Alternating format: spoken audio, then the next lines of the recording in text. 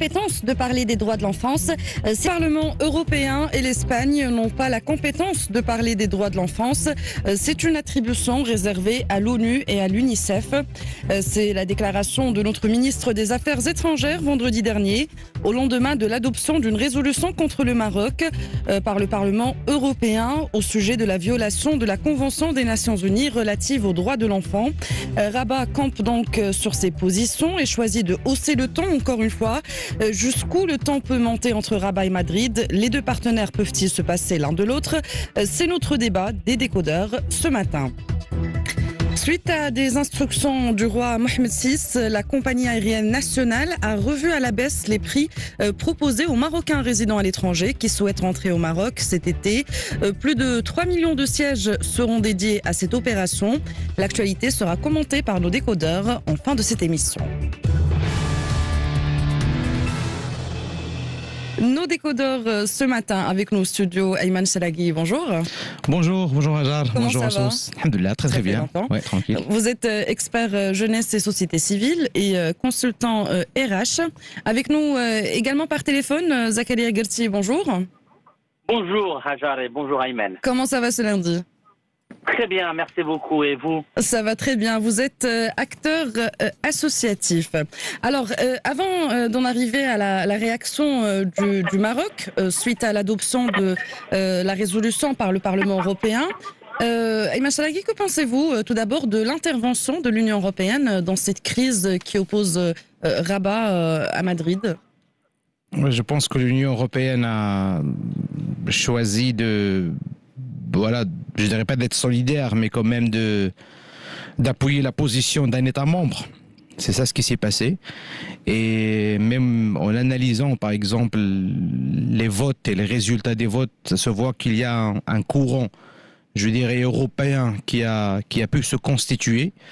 Et notamment, nous avons les députés allemands, à peu près, je dirais, la moitié des députés, des députés allemands ont voté, 81% des députés espagnols ont voté, et les députés français, presque la moitié se sont abstenus du vote, ce qui a fait qu'en général, in fine, cette position a été adoptée. Maintenant, je n'annonce pas les nationalités d'une manière hasardeuse, parce qu'il faut analyser dans les faits aujourd'hui que les tensions aujourd'hui diplomatiques et politiques qui existent entre le Maroc et l'Espagne et entre le Maroc et l'Allemagne ont fait en sorte que leurs eurodéputés ont joué le jeu politique et en fin de compte, voilà, comme j'ai dit, l'Union européenne s'est hissée à côté d'un partenaire et d'un État membre et sont restés dans la logique de la solidarité européenne par rapport à la chose. Quand même, le communiqué est assez intéressant. Dans certains passages, ils arrondissent un peu les angles et ils euphémisent un peu les verbes utilisés pour ne pas heurter certaines sensibilités, et notamment pour ne pas trop fâcher le Maroc. Mais je pense, voilà, chose faite, c'est voté, c'est fait. C'est une position symbolique, c'est une position politique derrière. Et je ne pense pas qu'il y aurait d'autres résolutions qui vont suivre, d'autres décisions ou d'autres sanctions qui vont venir. Je ne pense pas. Oui, justement, il n'y a pas de sanctions contenues dans cette résolution. Zakaria Gerti, est-ce que l'Union européenne avait à s'immiscer dans cette affaire, à votre avis? Bon, d'abord, je pense qu'il faudrait nuancer. Il ne s'agit pas forcément de l'Union européenne, mais d'une des institutions de l'Europe, à savoir le Parlement européen. Et je suis tout à fait d'accord avec l'analyse de Ayman Chalagui quand il dit que cette décision n'a pas de caractère n'est pas contraignante, n'a pas de caractère contraignant, et donc il s'agit plutôt d'une décision symbolique. Et moi j'aimerais bien revenir sur un peu la répartition et les détails des votes. Nous voyons par exemple que le principal partenaire du Maroc, à savoir la France, s'est abstenu à plus de 40% dans le vote, et à peu près, je pense, moins de 25% ont voté pour cette résolution, ce qui confirme confirme la volonté de la France de rester un peu dans la neutralité, ou plutôt de rapprocher les positions du Maroc et de l'Espagne. Et nous savons tous que le Quai d'Orsay français, par le biais de son ministre Jean-Yves Le Drian, est en train de travailler sur un rapprochement entre le Maroc et l'Espagne. Donc moi je voudrais insister encore une fois sur le caractère non contraignant et symbolique de cette décision, qui d'ailleurs l'a rappelé à plusieurs reprises le ministre Nassar Bourita sur toutes les questions de l'enfance. C'est plutôt l'UNICEF ou l'ONU, et en aucun cas le Parlement européen, parce que si on commence à parler des sujets de l'enfance, le Maroc aurait tout à fait le droit de parler aussi des conditions dans lesquelles se retrouvent plusieurs enfants et plusieurs mineurs dans les centres de détention en Espagne. Justement. Donc, oui. Et justement, Nassar Bourita, on a parlé dans sa déclaration le lendemain, et justement, je cite, l'Espagne n'a pas de leçon à donner au Maroc en matière de droits de l'enfance. C'était la déclaration du chef de la diplomatie marocaine vendredi dernier. Que pensez-vous de cette position du Maroc, Ayman Chalagui ?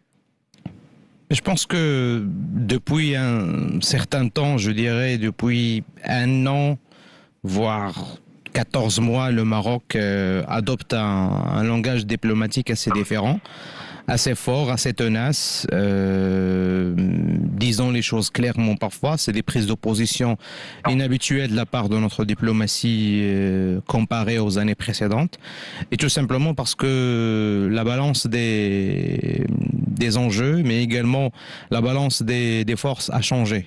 Et surtout depuis la reconnaissance des États-Unis de la souveraineté du Maroc sur son Sahara.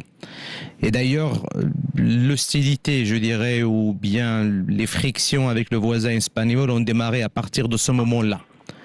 Et toujours, même dans la vie, en tant qu'individu, un voisin fort, un voisin, je dirais, qui marque son territoire de plus en plus, il dérange. Il dérange ceux qui habitent autour de lui, que ce soit des individus, que ce soit des entreprises, que ce soit des communautés, mais également que ce soit des pays. Et depuis quelques années, le Maroc marque son territoire, renforce ses atouts stratégiques, diplomatiques, militaires, politiques, et un État marocain fort et plus souverain et indépendant dans ses décisions constitue une menace pour l'Espagne. Ça, c'est indéniable. Donc, la déclaration de M. Bourita le vendredi dernier marque effectivement je dirais, c'est carrément un cours magistral donné à la diplomatie espagnole, en montrant que aujourd'hui même l'adoption, pas uniquement qu'aux députés espagnols, mais également aux eurodéputés, c'est-à-dire aujourd'hui que le Parlement européen n'est pas, selon la loi et selon l'exposé de M. Bourita, n'est pas habilité à trancher, à donner son avis sur des positions pareilles. C'est qu'il y a un organisme et des organismes onusiens dans ce sens, à savoir l'UNICEF et l'UNESCO et les Nations Unies. Et le système des Nations Unies en général. Et c'est une, je dirais, une petite mise en demeure par rapport aux pratiques diplomatiques générales. Mais ce qui aujourd'hui, pour moi, la vraie question, et j'espère qu'au cours de ce débat, on va y répondre, quelle est l'alternative? Oui, justement. Justement, c'est la deuxième partie. Comment faire pour apaiser les tensions? Et on va y arriver. Est-ce qu'on a les moyens justement de nous mettre à dos un partenaire comme l'Allemagne ou l'Espagne ou l'Union européenne plus généralement, parce que vous avez parlé des États-Unis aussi, de cette balance des forces. C'est là où tout a commencé. Oui, on y reviendra justement. Je repose juste la question à Zakaria Gerti. Que pensez-vous de ce changement de ton diplomatique du Maroc depuis quelques mois avec son voisin espagnol notamment? Non, bon, d'abord, le Maroc, depuis quelques mois, essaye d'adopter une politique, disons, étrangère agressive ou affirmative, au moins en demandant à ses principaux partenaires de prendre une position forte, au moins claire, sur la question du Sahara, notamment après la reconnaissance américaine. Bon, l'origine d'abord, on peut avoir des avis différents sur le relâchement du contrôle des frontières côté marocain, mais je pense que l'origine du problème, c'est l'attitude espagnole qui a été très agressive à l'égard du Maroc en accueillant sur son sol le chef du Polisario sous une fausse identité et sans en informer le Maroc. Je pense que c'est cela qui a provoqué l'ire et la colère de la diplomatie marocaine, à juste titre, parce que les Marocains savent et connaissent la position espagnole sur le Sahara. Je ne pense pas que le Maroc voulait que l'Espagne reconnaisse définitivement la marocanité du Sahara, mais exigeait un message de clarté et de franchise et de respect. Du respect d'un des principaux partenaires de l'Espagne, qui est le Maroc. Et donc, accueillir sur son sol un homme comme Brahim Ghali, qui fait l'objet de plusieurs poursuites judiciaires, et cela sans en informer le Maroc, a été une faute d'abord morale vis-à-vis d'un partenaire privilégié comme le Maroc. Donc après, ce que fait le Maroc actuellement, c'est une politique affirmative, mais qui ne pourrait en aucun cas et qui ne devrait en aucun cas, je l'espère, remettre en cause le partenariat très fort que nous avons avec les pays européens et avec l'Union européenne. L'Espagne est le principal partenaire économique et commercial du Maroc, avec à peu près entre 15 et 18% à la fois des importations et des exportations, donc une valeur importante dans la balance commerciale marocaine. Et ni les acteurs économiques marocains ni les acteurs économiques espagnols n'ont intérêt et ne souhaiteraient que ces intérêts économiques soient remis en cause du fait de ce malentendu diplomatique. Alors, vous avez parlé d'un malentendu et donc quand l'Espagne a reçu Brahim Ghali sur son territoire, mais Ayman Chalagui, pour vous, ce changement de ton diplomatique du Maroc a commencé bien avant, parce que l'affaire de Brahim Ghali, c'est il y a 3 mois à peu près, alors que vous parlez d'un an. Où est-ce qu'on a vu ça ? À mon avis, ça démarre principalement avec le lancement en orbite des 2 satellites, Mohamed 6A et Mohamed 6B. Ce lancement est, à mon avis, précurseur d'une indépendance marocaine en termes de rapports sécuritaires, de rapports militaires, une autonomie dans la surveillance de son territoire. Le Maroc ne disposait pas auparavant d'outils, de moyens pour pouvoir justement mieux contrôler ses frontières et mieux contrôler et mieux surveiller les mouvements du Front Polisario. À partir du moment où nous avons cette indépendance de data, cette indépendance d'intelligence militaire, parce qu'auparavant, pour pouvoir voir ce qui se passe dans les frontières, le Maroc était dépendant effectivement des outils de surveillance espagnols. À partir de ce moment-là, quand le Maroc est devenu indépendant, ce point, effectivement, il dérange. Les dernières négociations sur l'accord de pêche avec l'Union européenne et l'accord en général d'agriculture et de pêche également, le Maroc a montré un ton beaucoup plus musclé effectivement avec l'Union européenne et notamment avec l'Espagne. C'est-à-dire que petit à petit, il y avait des signes qui montraient que le Maroc n'est plus le partenaire docile qu'il était auparavant. Ensuite vient la reconnaissance américaine de la souveraineté du Maroc sur son Sahara. Et là, c'était effectivement un point aujourd'hui qui se confirme parce qu'il n'y a même pas quelques heures, on lit carrément une demande officielle du ministère des Affaires étrangères espagnol à son homologue américain de retirer carrément la reconnaissance faite déjà par le président Trump sur la souveraineté du Maroc sur son Sahara. C'est-à-dire qu'aujourd'hui, on voit le noyau du problème. Et ça a été relayé par certains médias nationaux et internationaux. C'est-à-dire qu'aujourd'hui, c'est ça le corps du problème. C'est que cette position américaine dérange tellement l'Espagne qu'ils nous sommes en train maintenant de vivre des ramifications diplomatiques et des tensions politiques qui vont avec. Zakaria Gatti, vous voulez rebondir par rapport à ce que vient de dire Ayman Shalaghi? Non, oui, bon, il a raison. C'est vrai que l'affaire Brahim Rali a mis à nu un peu et a dévoilé au grand soir, au grand jour, la crise profonde entre le Maroc et l'Espagne. Mais c'est vrai que l'origine de cette crise remonte à bien avant l'accueil sur le sol espagnol de Brahim Rali. Bon, vous savez, l'Espagne est un des acteurs et un des acteurs les plus importants dans l'affaire du Sahara. D'abord en tant qu'ancien occupant et par la suite en tant que pays voisin du Maroc et aussi un pays qui accueille beaucoup de séparatistes du Polisario. Et l'Espagne comprend que si un jour l'histoire du Sahara est définitivement résolue, ceci va impliquer peut-être une concentration du Maroc sur un autre territoire qui est encore occupé, c'est-à-dire celui Ceuta et Melilla. Et donc peut-être une certaine élite politique espagnole n'aura pas intérêt à ce que le Maroc tourne définitivement la page du Sahara.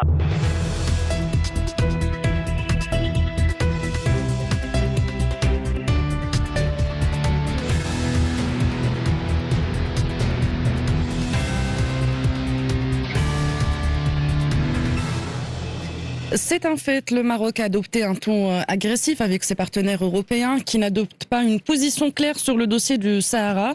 Un changement de ton diplomatique observé depuis la reconnaissance des États-Unis, la reconnaissance de la souveraineté du Maroc sur le Sahara par les États-Unis. Selon nos décodeurs ce matin, Ayman Shalaghi, expert jeunesse et société civile, consultant RH, et Zakaria Gatti, acteur associatif.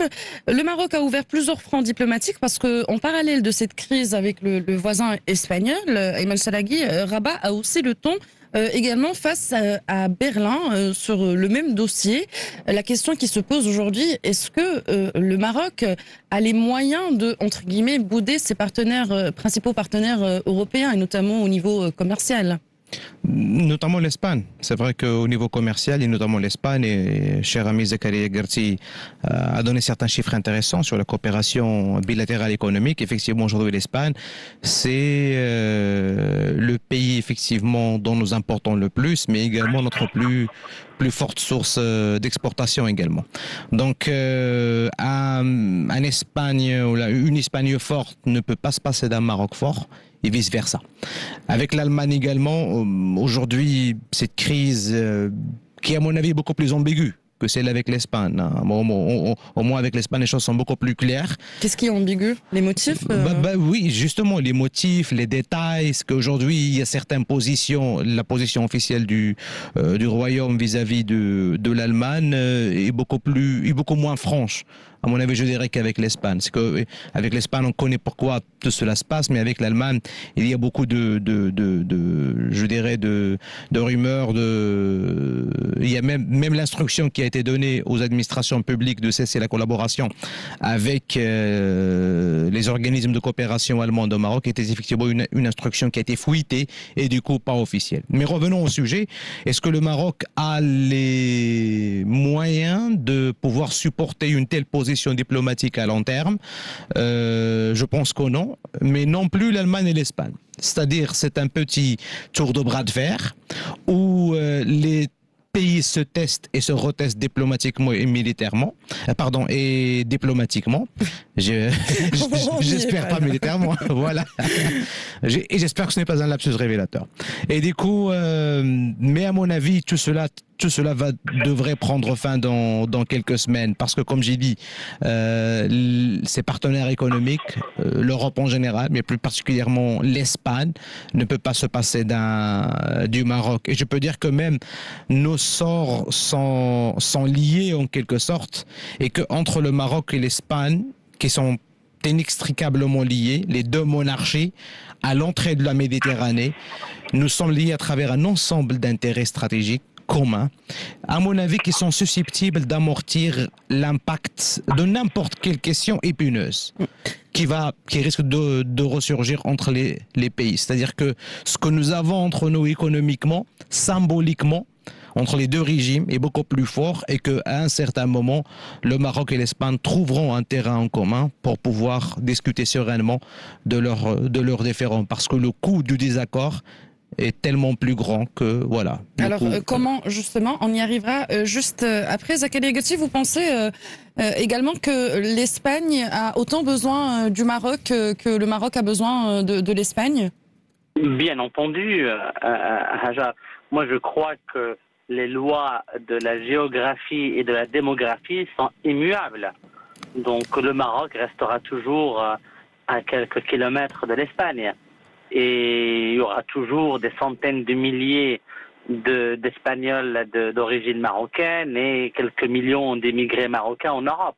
Donc bien entendu, les liens sont très forts et nous avons besoin autant les uns des autres. Vous avez tout à l'heure, avant les infos, posé la question sur est-ce qu'une escalade, une autre escalade serait possible. Bon, pour moi, si le Maroc veut continuer sur cette position, disons, agressive et sur ce ton affirmatif, bon, la prochaine étape, ça serait de demander à l'ambassadeur espagnol de quitter le territoire. Ce qui, j'espère, n'arrivera pas. Et je pense qu'aujourd'hui, il est temps de donner la possibilité aux efforts de médiation, que je sais qu'elles sont en cours, par plusieurs partenaires du Maroc, à savoir la France notamment par la voix de Jean-Yves Le Drian, ministre des Affaires étrangères français. Donc et ça explique un peu la position relativement neutre de la France dans les votes au Parlement européen, où à peu près moins de 25% ont approuvé le projet de résolution espagnol. Donc je pense que le Maroc a suffisamment dit haut et fort les positions qui étaient les siennes. Le Maroc a suffisamment exprimé son mécontentement, sa colère vis-à-vis de l'Espagne, qui a accueilli le chef des séparatistes du Polisario sur son sol, et qui a quand même essayé par plusieurs moyens de faire retirer cette reconnaissance américaine. Donc le Maroc l'a suffisamment bien montré. Je pense qu'aujourd'hui, il est temps que tout ce beau monde s'assoie autour d'une table et renégocie des termes d'un partenariat. Au-delà du partenariat, c'est aussi le respect du voisin marocain qui doit être clarifié une fois pour toutes, car ni le Maroc, ni l'Espagne d'un côté et l'Allemagne de l'autre n'ont intérêt à ce que les relations ne se détériorent. N'oublions pas que le Maroc est aussi, au-delà de la politique migratoire, est un des principaux, disons, partenaires et interlocuteurs sécuritaires de l'Europe. Donc, nous avons un ennemi commun qui est le terrorisme, qui se trouve dans les pays du Sahel, en Afrique subsaharienne, que nous devons tous combattre. Et c'est une priorité. Cette crise ne peut pas durer, mais aujourd'hui, le fait est que Rabat campe sur sa position bien ferme. Madrid aussi campe sur sa position. Il y a une escalade dans le ton, du moins dans les déclarations des chefs de diplomatie des deux pays. Pour terminer, justement, comment aujourd'hui rétablir les relations diplomatiques? Ayman Charaghi. Il faut déjà le vouloir. Il faut déjà le vouloir, et je pense que la volonté, pour l'instant, elle existe, même si elle est cachée. Le responsable espagnol n'aura en général aucune occasion pour louer le niveau de coopération sécuritaire entre les deux pays, et il en est de même pour la question de l'immigration clandestine. Et je pense que en général les responsables espagnols ont intérêt à être dans les bonnes grâces en quelque sorte des responsables marocains et s'assurer de leur coopération dans ce domaine. Le Maroc également a aussi tout intérêt à veiller sur le bon état de ses relations avec l'Espagne.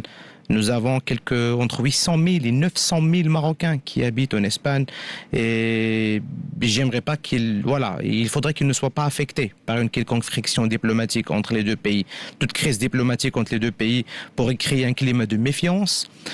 et même donner lieu à une vague xénophobie à l'encontre de la communauté marocaine en Espagne, et on ne souhaite pas que cela arrive à ce point-là. On peut déjà dire qu'ils sont un peu, enfin plus ou moins impactés cette année déjà avec tout le dispositif pour le retour des émirats au Maroc, et les Espagnols qui souhaitent, les Marocains qui résident en Espagne, ils doivent passer par la France ou l'Italie pour venir au Maroc. Et ça, c'est une petite sanction indirecte économique à l'Espagne. Il y a quelques jours, j'ai lu un article dans un média assez respecté qui affirme que d'une manière, je dirais, indirecte, ou bien avec des circuits informels, l'Espagne a demandé une petite trêve pour la reprise de la coopération antiterroriste à quelques jours du démarrage de l'euro. Parce qu'aujourd'hui, au-delà des relations tendues entre les pays, la crise entre le Maroc et l'Espagne a déjà mis les services de renseignement des deux pays un peu en alerte, et l'Espagne a cessé actuellement d'être l'interlocuteur de l'Europe auprès des services de renseignement marocains. Et l'Espagne est inquiète par la date d'approche de l'opération Marhaba, de la traversée donc des Émirats en direction du Maroc, mais également par l'accueil à Séville, en Andalousie, du quartier général espagnol de l'Euro, où nous aurons plusieurs supporters, plusieurs équipes, et là effectivement la data justement des renseignements marocains est tellement importante au niveau du contrôle des frontières, aéroports, sur qui, etc. Le partage des databases et le partage des détails est tellement important, et aujourd'hui avec la situation actuelle et la cession de toute collaboration sécuritaire dans ce sens, l'Espagne se sent un peu, je dirais, fragilisée par cette tension. Alors justement, quelle solution pour à mon avis, le rétablissement des relations diplomatiques? Voilà, je pense que la solution serait d'avoir recours à un intermédiaire. Et là, personnellement, je pense que l'appel téléphonique qui a eu lieu entre la ministre des Affaires étrangères espagnole, Laia, et son homologue américain, Blinken, il y a quelques jours, même si c'était pas écrit, mais je pense que, et ça c'est mon avis, je pense qu'au courant de cet appel, l'Espagne a demandé à l'Amérique de jouer l'intermédiaire dans sa crise avec le Maroc. Et c'est effectivement grâce à un intermédiaire tel que les États-Unis que les deux parties peuvent s'asseoir autour de la même table ou trouver une nouvelle manière de reconfigurer leurs intérêts et de tourner la page. Je pense que les États-Unis vont jouer un rôle dans ce dossier. Le problème principal, et vous l'avez dit tout à l'heure, c'est le dossier du Sahara. Zakaria Gertis, si l'Espagne reconsidère sa position, est-ce que déjà c'est envisageable sur le dossier du Sahara? C'est la solution, c'est ce que demande aujourd'hui, exige le Maroc? Je ne sais pas si, pour être honnête, si l'Espagne va changer de façon substantielle sa position sur le Sahara. Bon, au meilleur des cas, je pense adopter le langage officiel de l'ONU et peut-être cesser d'enquiquiner le Maroc de façon officieuse sur ce sujet-là, en soutenant ouvertement les séparatistes du Polisario.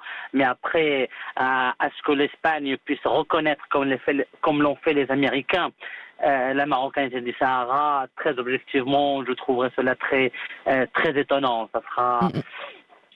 très peu probable pour les raisons que je viens de citer, et aussi parce que l'Espagne est un acteur principal de la région. Donc ce que nous voulons de l'Espagne aujourd'hui, à défaut d'un soutien explicite, une neutralité positive, c'est-à-dire une neutralité constructive, et reconnaître ce que dit l'ONU en termes de peut-être d'autonomie sous l'égide marocain, c'est qui paraît aujourd'hui l'option la plus intéressante et la plus crédible. Ni l'Europe ni les États-Unis n'ont intérêt à ce qu'il y ait un nouvel État dans la région, qui en plus un nouvel État n'aura en aucun cas les attributs d'un État fort. Donc tous les acteurs internationaux ont intérêt à ce que le Maroc reste unifié et fort, et donc aller dans le sens de la position marocaine d'un plan d'autonomie,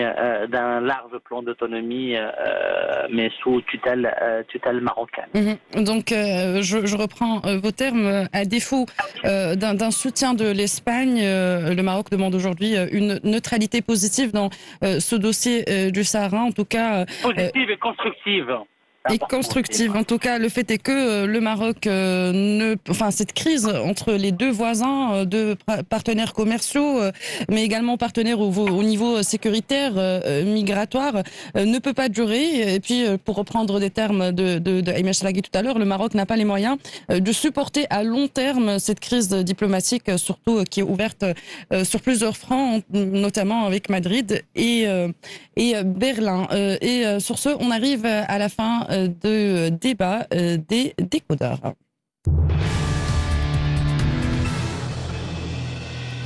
Nos décodeurs ce matin, Zakaria Gerti, acteur associatif, Ayman Chalagui, expert jeunesse et société civile, consultant RH. Alors, on disait tout à l'heure lors de la présentation, suite à des instructions du roi Mohamed VI, la compagnie aérienne nationale a revu, la RAM a revu à la baisse les prix proposés aux Marocains résidant à l'étranger qui souhaitent rentrer au Maroc cet été. Plus de 3 millions de sièges seront dédiés à cette opération. Zakaria Gerti, votre commentaire ? C'est une excellente décision. Quand on connaît les prix exorbitants, donc ce sont des prix de marché pratiqués par la Royal Air Maroc ou les différentes compagnies aériennes pendant la période estivale. Donc, et en plus, rajoutons à cela les difficultés de transit maritime du fait de la crise entre le Maroc et l'Espagne, et aussi, disons, le contexte compliqué lié à la pandémie du Covid-19 et qui a empêché des centaines de milliers, voire des millions de Marocains de se rendre au Maroc l'année dernière.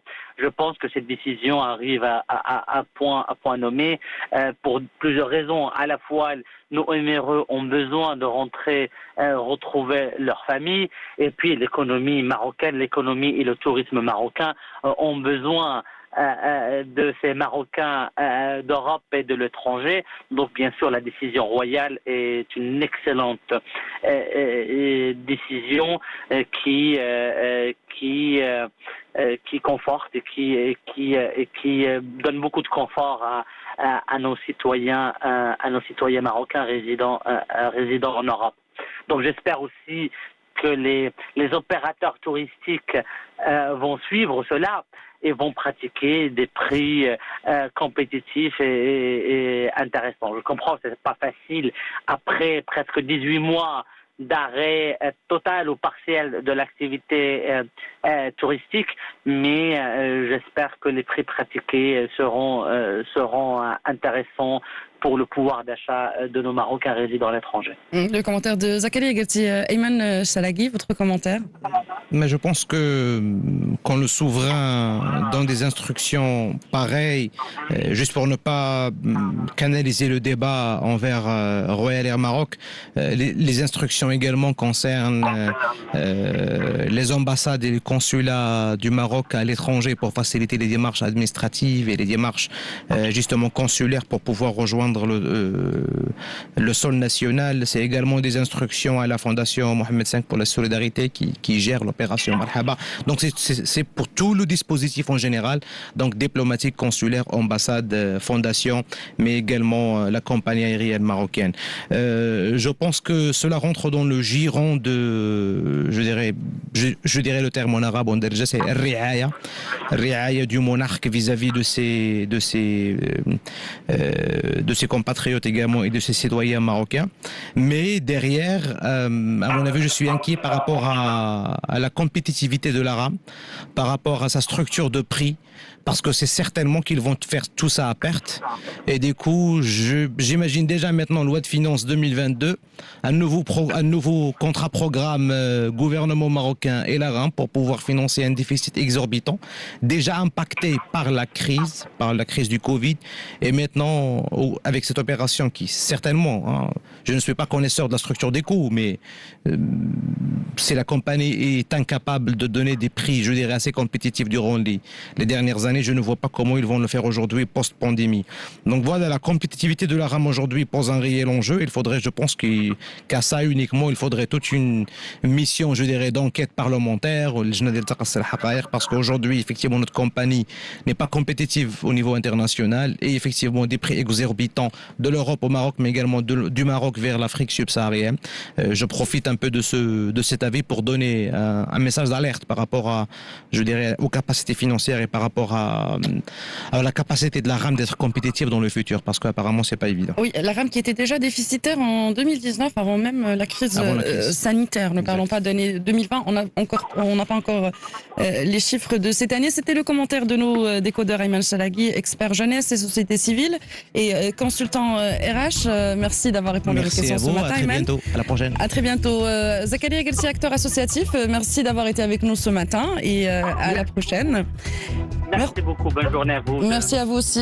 Merci également à Youssef Koutni à la réalisation et merci à vous d'être à l'écoute d'Atlantique Radio. Vous retrouvez le flash d'information en arabe avec Mourad Baba dans quelques minutes. Pour ma part, je vous souhaite une excellente journée et je vous dis à demain.